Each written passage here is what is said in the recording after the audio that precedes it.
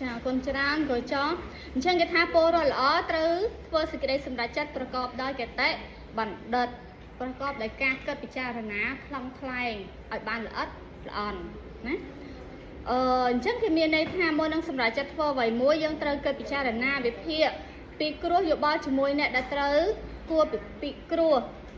ឲ្យ បាន ម៉ត់ ចត់ ជា មុន សិន យ៉ាងទៀត មុន នឹង សម្រាប់ ចិត្ត យើង ក៏ ត្រូវ គិត ទៅ ដល់ លទ្ធផល ដែរ គឺ ធ្វើ យ៉ាង ណា ឲ្យ ការ សម្រាប់ ចិត្ត របស់ យើង មាន តម្លៃ មាន លក្ខណៈ សម ស្រប និង មាន ប្រយោជន៍ សម្រាប់ ខ្លួន ឯង គ្រួសារ និង សង្គម អញ្ចឹង យើង សម្រាប់ ចិត្ត ឲ្យ បាន ច្បាស់ លាស់ ម៉ត់ ចត់ មុន នឹង យើង ធ្វើ អ្វី មួយ ព្រោះ អី យើង ដើម្បី កុំ ឲ្យ ការ ស្ដាយ ក្រោយ ជៀសវាង ការ ស្ដាយ ក្រោយ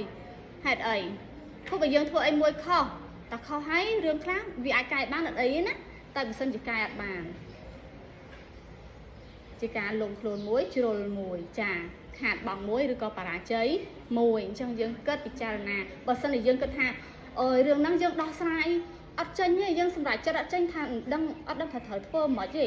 យើង គៀង យោបល់ គៀង គំនិត អញ្ចឹង ណា អញ្ចឹង យើង ត្រូវ រក អ្នក ណា ម្នាក់ ដែល យើង ទុក ចិត្ត ហើយ គឺជា មនុស្ស ដែល មាន ចំណេះ ដឹង មាន ការ គិត ពិចារណា មាន អី គេ បទពិសោធន៍ ច្រើន នៅ ក្នុង ជីវិត ណា យើង ត្រូវ រក គាត់ ដើម្បី ពិគ្រោះ យោបល់ ហើយ យក គំនិត យោបល់ របស់ គាត់ នេះ យក មក គិត ពិចារណា ណា វិភាគ មើល ថា សម ស្រប អត់ បើ សម ស្រប យើង ធ្វើ តាម គាត់ ហើយ យើង អាច រក អ្នក ដែល យើង ត្រូវ ប្រឹក្សា យោបល់ ហ្នឹង ណា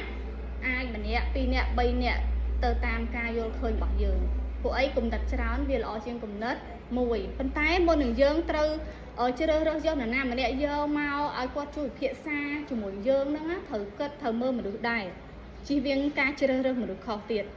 ណា ពួក អី បើ សិន ជា យើង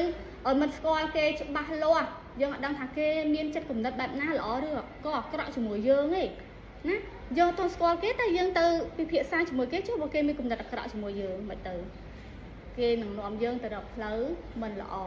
តែ បើ សិន ជា យើង ទុក ចិត្ត លើ អ្នក ណា ម្នាក់ មួយ ច្បាស់ លាស់ ពិត ប្រាកដ ទី ហោះ ថា ម្ដាយ របស់ យើង ឪពុក របស់ យើង បង ស្រី របស់ យើង ឬ ក៏ មីង របស់ យើង ដែល ជា មនុស្ស នៅ ក្នុង គ្រួសារ របស់ យើង ជា សាច់ញាតិ របស់ យើង យើង អាច ពិភាក្សា ជាមួយ គាត់ បាន យល់ អត់ ឬ ក៏ លោក គ្រូ អ្នក គ្រូ ដែល ប្អូន ទុក ចិត្ត បំផុត ឬ ក៏ នរណា ម្នាក់ យាយ ឬ ក៏ យើង អាច ចាត់ ទុក ថា ជា និមិត្តរូប របស់ យើង ណា ដែល យើង អាច ទុក ចិត្ត គាត់ បាន យើង ត្រូវ ជ្រើសរើស គាត់ ដើម្បី ពិភាក្សា យោបល់ ចា ហើយ បើ យើង សម្រេច ចិត្ត ត្រូវ ហើយ ធ្វើ ឲ្យ ជីវិត យើង មិន ដែរ ចា ជោគជ័យ ស្រស់ បំព្រង អូខេ ឥឡូវ យើង